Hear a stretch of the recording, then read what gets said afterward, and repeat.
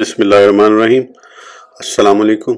इस वीडियो में हम किताब अहयाउल उलूम को आगे कंटिन्यू करेंगे।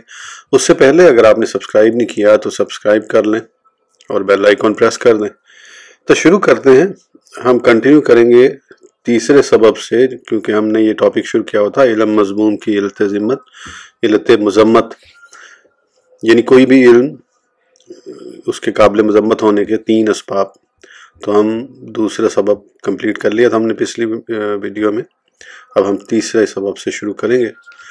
तीसरा सबब, किसी इल्म में आदमी का यूं मशगूल होना कि वो उसको इल्म का फ़ायदा नहीं देता, तो वो उसके हक में मज़मूम है। जैसे अलूम की ज़ाहिर और आला बातों को जानने से पहले उसकी बारीकियों और पोशीदा बातों को सीखना, इसरार खुदाबंदी में बहस मुबाहसा करना, क्योंकि फ़लसफ़ा और मुतकल्लिमीन ने इन पर इत्तला की कोशिश की लेकिन वो उन तक रसाई हासिल न कर सके। और हकीकत तो ये कि उन तक रसाई और उनमें से बास के तरीक़ों पर इत्तला अंबिया किराम व औलिया उज़्ज़ाम के अलावा किसी को नहीं हो सकती।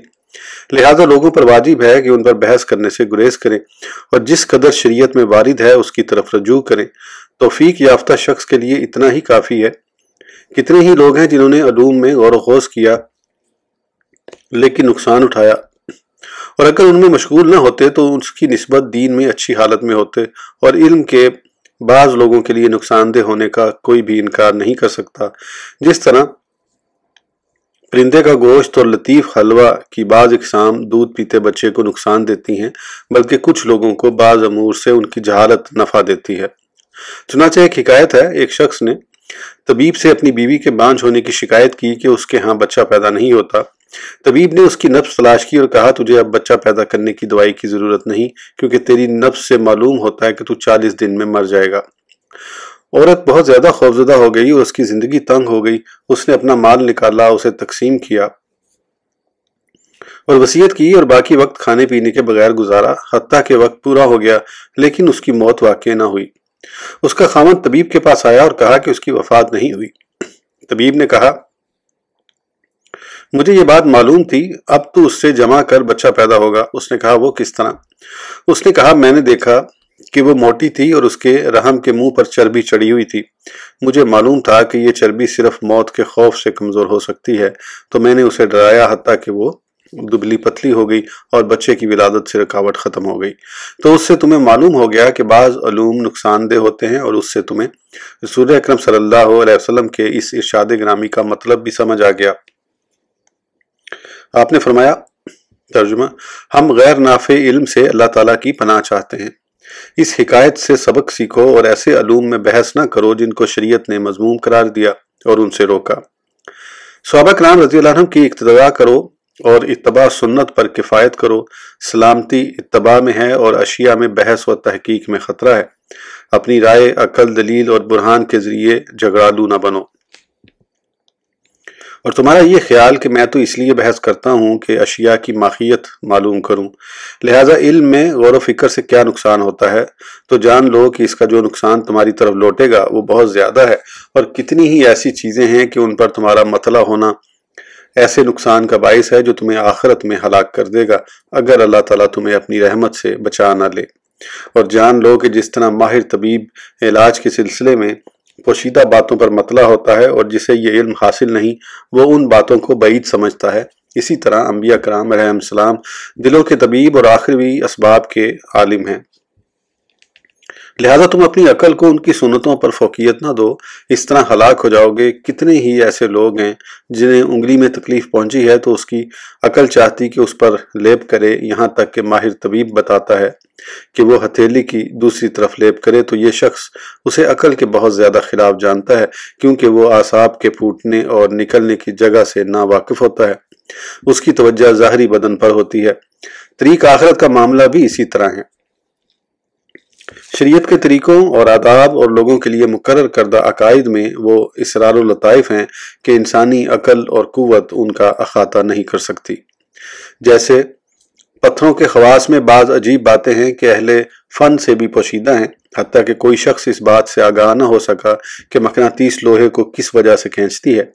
तो अकायद व आमाल में अजीबोगरीब बातें और दिलों की तहारत, पाकीज़गी और तज़किया اور ان کی اصلاح جو اللہ تعالیٰ کے قرب کا باعث ہے اور اس سے اس کے فضل کی خوشبوؤں کے حصول ہوتا ہے، ان کا مفید ہونا دوائیوں اور جڑی بوٹیوں کے عجائبات و اسرار سے بھی زیادہ ہے۔ تو جس طرح دوائیوں کے منافع کو سمجھنے سے عقل قاصر ہے، حالانکہ تجربہ وہاں تک پہنچاتا ہے، تو عقل اس چیز کو سمجھنے سے بھی قاصر ہے جو آخروی زندگی میں فائدہ دیتی ہے، جبکہ یہاں تجربہ بھی نہیں ہو سکتا۔ یہاں تجربہ تب ہو سکتا تھا جب کچھ فوت شدہ لوگ ہماری طرف لوٹتے اور ہمیں ان نیک اعمال کے بارے میں بتاتے جو مقبول ہوتے اور اللہ تعالیٰ کے قرب کا باعث ہیں، اور ان اعمال کی خبر بھی دیتے جو اس سے دور رکھتے ہیں۔ اسی طرح عقائد کے بارے میں بتاتے، اور یہ وہ بات ہے جس کی امید نہیں ہو سکتی۔ تو تمہارے لیے عقل کا اتنا ہی نفع کافی ہے کہ وہ تمہیں نبی اکرم صلی اللہ علیہ وسلم کی صداقت کی راہ دکھائے اور آپ کے اشاروں کا منشا بتائے۔ اس کے بعد عقل پر عمل چھوڑ دو اور اتباع کو اختیار کرو، تمہاری سلامتی اسی اتباع اور تسلیم کرنے میں ہے۔ اسی لیے نبی اکرم صلی اللہ علیہ وسلم نے فرمایا، ترجمہ: بعض علم جہالت ہیں اور بعض باتیں محض تھکاوٹ ہیں، اور یہ بات معلوم ہے کہ علم جہالت نہیں ہو سکتا بلکہ وہ نقصان پہنچانے میں جہالت جیسا اثر کرتا ہے۔ نبی اکرم صلی اللہ علیہ وسلم نے مزید فرمایا، ترجمہ: کم توفیق زیادہ علم سے بہتر ہے۔ حضرت عیسیٰ علیہ السلام نے فرمایا، درخت بہت ہیں لیکن سب پر پھل نہیں لگتا، اور کس قدر پھل ہیں لیکن سب عمدہ نہیں، اور کتنے زیادہ علوم ہیں لیکن سب نافع نہیں۔ الفاظ علوم میں تبدیلی کا بیان۔ برے علوم علوم شرعیہ میں اس لیے مل جل گئے کہ بعض لوگوں نے اپنی بری اغراض کے تحت علوم محمودہ کے نام تبدیل کر کے ان سے وہ معنی مراد لیے جو صالحین نیز دور اول کے لوگوں کی مراد سے متصادم ہیں، اور یہ 5 الفاظ ہیں: فقہ، علم، توحید، تذکیر اور حکمت۔ یہ اچھے نام ہیں، اور جو لوگ ان سے متصف ہیں انہیں دین میں اعلیٰ مقام حاصل ہے، لیکن اب یہ الفاظ مذموم معنی کی طرف منتقل کر دیے گئے، اور چونکہ یہ نام ان لوگوں پر بولے جاتے تھے لہٰذا اب لوگ ان سے متصف ہیں، ان کی مذمت سے دلوں کو نفرت ہوتی ہے۔ فقہ، پہلا لفظ فقہ ہے، اسے دوسرے معنی کی طرف منتقل تو نہیں کیا گیا لیکن اس میں تخصیص کر دی گئی، یعنی جو لوگ فتاویٰ کے عجیب و غریب فروع کی معرفت رکھتے ہیں، ان کی باریک علتوں سے واقف ہیں اور اس سلسلے میں بہت زیادہ گفتگو کرتے ہیں اور ان سے متعلق مقالات کو یاد کرتے ہیں، انہیں فقہ کے ساتھ مخصوص کر دیا گیا ہے۔ پس جو شخص اس میں زیادہ غور و فکر کرتا ہے اور اس میں بہت مشغول ہوتا ہے اسے رفقہ یعنی بہت بڑا فقیہ کہا جاتا ہے۔ حالانکہ پہلے زمانے میں فقہ کا لفظ مطلقاً طریق آخرت کے علم نفوس کی آفتوں کی باریکیوں اور اعمال کو فاسد کرنے والے امور کی معرفت، دنیا کی حقارت سے خوب واقف ہونے، آخرت کی نعمتوں سے اچھی طرح مطلع ہونے اور دل پر خوف چھائے رہنے پر بولا جاتا تھا۔ اس بات پر اللہ تعالیٰ کا یہ ارشاد گرامی دلالت کرتا ہے، لِيَتَفَقَّهُوا فِي الدِّينِ وَلِيُنذِرُوا قَوْمَهُمْ إِذَا رَجَعُوا إِلَيْهِمْ۔ ترجمہ: اور چاہیے کہ وہ دین کی سمجھ حاصل کریں اور جب اپنی قوم کی طرف لوٹیں تو ان کو ڈرائیں۔ تو جس چیز سے ڈرانا اور خوف دلانا پایا جائے وہ فقہ ہے۔ طلاق، عتاق، غلام آزاد کرنا، لعان، سلم اور اجارہ کے فروعی مسائل فقہ نہیں، کیونکہ ان امور سے ڈرانا اور خوف دلانا نہیں پایا جاتا کہ بلکہ ہمیشہ اسی کے در پہ ہونے سے دل سخت ہو جاتا ہے اور اس سے خشیت نکل جاتی ہے، جیسا کہ اب ہم ان لوگوں کا مشاہدہ کرتے ہیں جنہوں نے اپنے آپ کو ان مسائل کے لیے وقف کر رکھا ہے۔ اللہ تعالیٰ ارشاد فرماتا ہے، لَهُمْ قُلُوبٌ لَا يَفْقَهُونَ بِهَا۔ ترجمہ: ان کے دل ہیں لیکن وہ ان کے ساتھ سمجھتے نہیں۔ اس سے مراد ایمان فتاویٰ نہیں، اور مجھے اپنی عمر کی قسم لغت میں فقہ اور فہم دونوں ہم معنی ہیں۔ گزشتہ دور میں اور آج بھی عادتاً یہ اسی حد معنی میں استعمال ہوتا ہے۔ اللہ تعالیٰ نے ارشاد فرمایا، لَأَنْتُمْ أَشَدُّ رَهْبَةً فِي صُدُورِهِمْ مِنَ اللَّهِ۔ ترجمہ: البتہ ان کے دلوں میں اللہ تعالیٰ کی نسبت تمہارا ڈر زیادہ ہے کیونکہ وہ قوم سمجھتی نہیں۔ تو مخلوق کے دبدبے کو بڑا سمجھنے اور اللہ سے کم ڈرنے کی وجہ قلت فقہ بتائی ہے، تو دیکھیے نیز کیا یہ فروعات فتاویٰ کو یاد نہ کرنے کا نتیجہ ہے یا ان علوم کے نہ ہونے کا جن کا ہم نے ذکر کیا ہے۔ نبی اکرم صلی اللہ علیہ وسلم کی خدمت میں جو لوگ حاضر ہوتے تھے ان سے فرمایا، ترجمہ: یہ لوگ اہل علم، دانا اور سمجھدار ہیں۔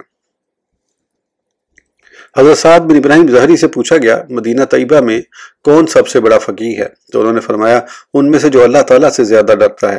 گویا انہوں نے اس بات کی طرف اشارہ کیا کہ فقہ کا نتیجہ تقوی ہے، اور تقوی باطنی علم کا نتیجہ ہے، فتاوی اور فیصلوں کا نہیں۔ رسول اللہ صلی اللہ علیہ وسلم نے فرمایا، ترجمہ، کیا میں تمہیں کامل فقہ کے بارے میں نہ بتاؤں؟ صحابہ کرام نے عرض کیا، جی ہاں بتائیے۔ آپ نے فرمایا، جو شخص لوگوں کو اللہ تعالیٰ کی رحمت سے مایوس نہ کرے، نہ انہیں اللہ تعالیٰ کی خفیہ تدبیر سے بے خوف کرے، نہ اللہ تعالیٰ کے فیضان رحمت سے مایوس کرے، اور نہ ہی قرآن پاک کی بجائے کسی دوسری چیز میں رغبت کرتے ہوئے قرآن پاک کو چھوڑ دے۔ حضرت انس بن مالک رضی اللہ عنہ سے مروی ہے، نبی اکرم صلی اللہ علیہ وسلم نے فرمایا، ترجمہ، مجھے صبح طلوع آفتاب تک اللہ تعالیٰ کا ذکر کرنے والے لوگوں کے ساتھ بیٹھنا 4 غلام آزاد کرنے سے زیادہ پسند ہے۔ انہوں نے حضرت انس رضی اللہ عنہ نے زید رکاشی اور زیاد نمیری کی طرف متوجہ ہو کر فرمایا، اس وقت مجالس ذکر تمہاری ان مجلسوں کی طرح نہ تھی کہ ایک شخص اپنے ساتھیوں کو واعظ سناتا ہے اور بڑی روانی سے گفتگو کرتا ہے۔ ہم تو بیٹھ کر ایمان کا تذکرہ کرتے، قرآن پاک میں غور و فکر کرتے، دین کی سمجھ حاصل کرتے اور اپنے اوپر اللہ تعالیٰ کے انعامات کو شمار کرتے۔ تو انہوں نے قرآن پاک میں غور و فکر اور انعامات الہیہ کے شمار کرنے کو فقہ قرار دیا۔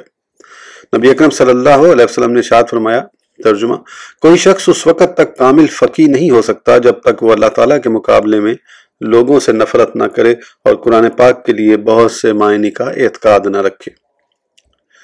یہ حدیث حضرت ابو درداء رضی اللہ عنہ سے موقوفاً بھی مروی ہے اور اس میں یہ اضافہ ہے، ترجمہ، پھر وہ اپنے نفس کی طرف متوجہ ہو اور اس سے بہت زیادہ نفرت کرے۔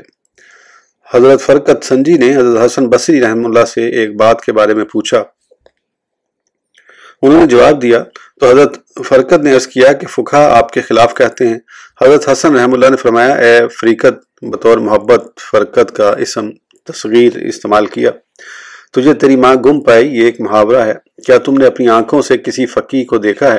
فقیہ تو وہ ہوتا ہے جو دنیا سے بے رغبت ہو، آخرت کی رغبت رکھتا ہے، اپنے دین کی بصیرت رکھنے والا، اپنے رب کی ہمیشہ عبادت کرنے والا، پرہیزگار، مسلمانوں کی عزتوں سے اپنے نفس کو روکنے والا، ان کے احوال سے بچنے والا اور ان کی جماعت کا خیر خواہ ہوتا ہے۔ ان تمام باتوں کے ساتھ یہ نہیں فرمایا کہ وہ فتاوی کے فروعی مسائل کا حافظ ہو۔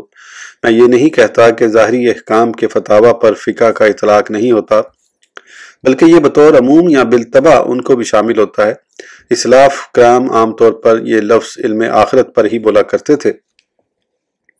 اس تخصیص کا مطلب یہ ہے کہ بعض لوگوں نے اپنے آپ کو اس کے لیے وقف کر کے اور علم آخرت دور احکام قلوب سے آراز کر کے لوگوں کو دھوکہ دیا اور اس پر نفس کی طرف سے مدد بھی پائی، کیونکہ باطنی علم تو نہایت گہرائی میں ہے اور اس پر عمل کرنا مشکل ہے، اور اس کے ذریعے حکومت اور قضا نیز مرتبہ و مال کا حصول مشکل ہے۔ تو شیطان نے لوگوں کے دلوں میں اس بات کو اچھا قرار دینے کا موقع یوں پایا کہ فقہ جو شریعت میں ایک اچھا نام ہے اسے ان لوگوں کے ساتھ خاص کر دیا۔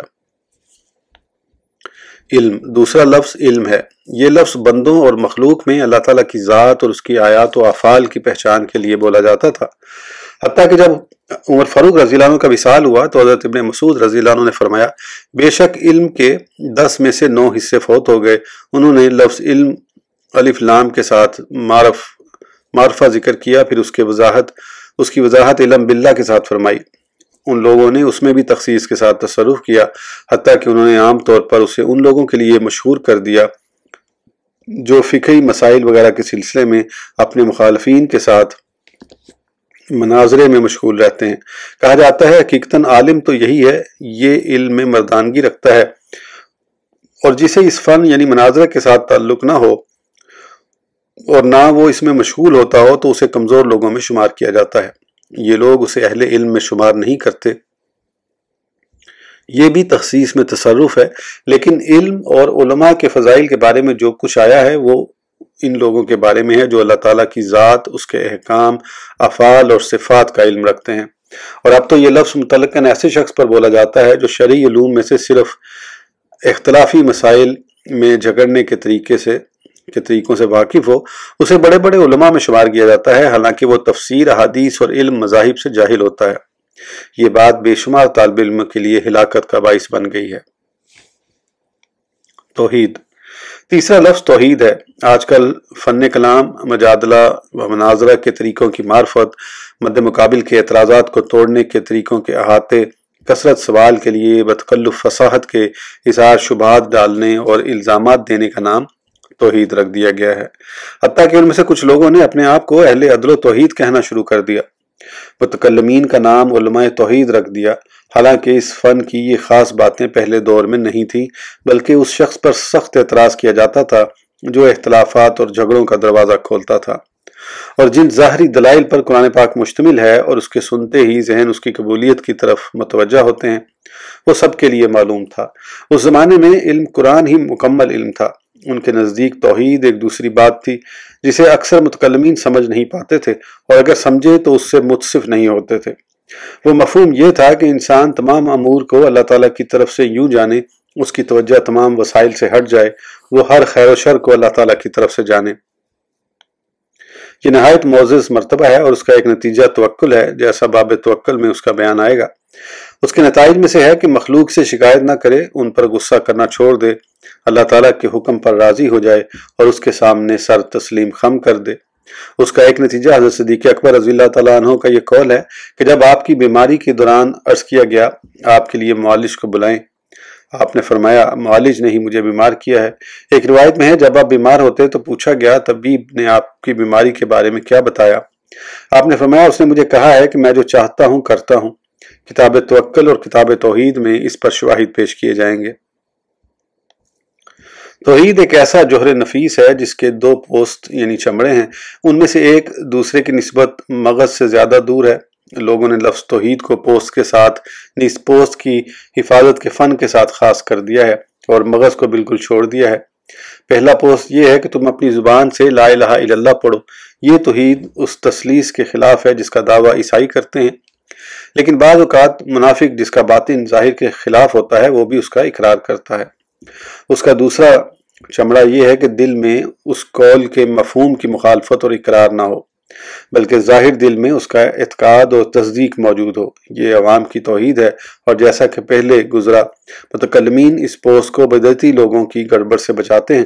اور تیسری چیز یعنی مغزیہ ہے کہ وہ تمام امور کو اللہ تعالیٰ کی طرف سے یوں سمجھے کہ وسائل سے اس کی توجہ ہٹ جائے اور وہ صرف اسی کی عبادت کرے، کسی دوسرے کی پوجا نہ کرے۔ اس توحید سے وہ لوگ خارج ہیں جو نفسانی خواہشات کے پیروکار ہیں، کیونکہ جو شخص اپنی خواہش کے پیچھے چلتا ہے وہ اپنی خواہش کو معبود بتاتا ہے۔ اللہ تعالیٰ ارشاد فرماتا ہے افرأیت من اتخذ الہہ ہواہ، ترجمہ کیا تم نے اس شخص کو دیکھا جس نے اپنی خواہش کو اپنا معبود بنا لیا؟ اور نبی اکرم صلی اللہ علیہ وسلم نے فرمایا، ترجمہ اللہ تعالیٰ کے نزدیک سب سے بڑا معبود جس کی زمین میں پوجا کی جائے وہ خواہش ہے۔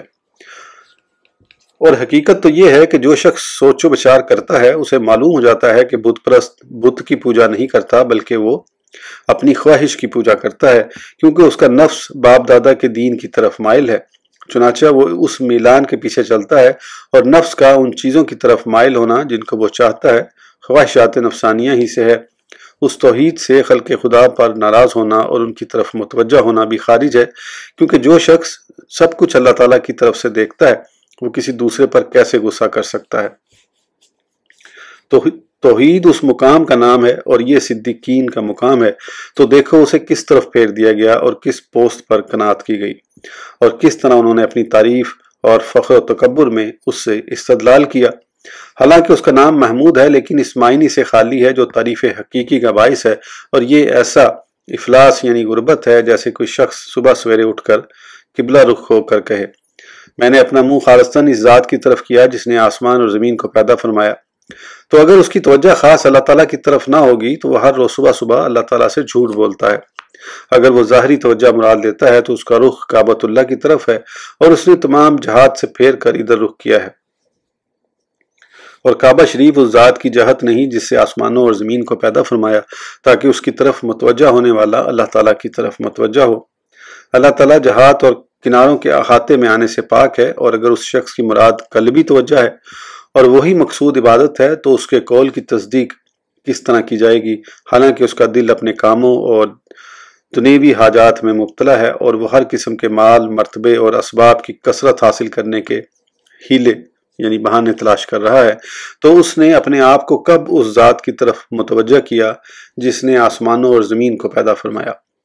اور یہ کلمہ آیت کریمہ حقیقت توحید کی خبر دیتا ہے، لہذا مقصد تو وہ ہے جو صرف ایک ذات کا اعتقاد رکھتا ہے اور صرف اسی کی طرف متوجہ ہوتا ہے، اور یہ اللہ تعالیٰ کے اس کلمے کی تعمیل ہے، ارشاد خداوندی ہے۔ ترجمہ آپ فرما دیں اللہ ہے، پھر ان لوگوں کو چھوڑ دیں جو انہی بہودگیوں میں کھیلتے ہیں۔ اور اس سے زبانی قول مراد نہیں، کیونکہ زبان دل کی ترجمان ہے، کبھی سچ کہتی ہے اور کبھی جھوٹ۔ اللہ تعالیٰ کی نظر کا مقام تو دل ہے جس کی ترجمانی ہوتی ہے، یہی توحید کا مرکز و منبع ہے۔ اس ویڈیو کے لیے اتنا ہی، انشاءاللہ اگلی ویڈیو میں آگے کنٹینیو کریں گے۔ اس وقت تک کے لیے اجازت دیجیے، سبسکرائب کرنا نہ بھولیں۔ اللہ حافظ۔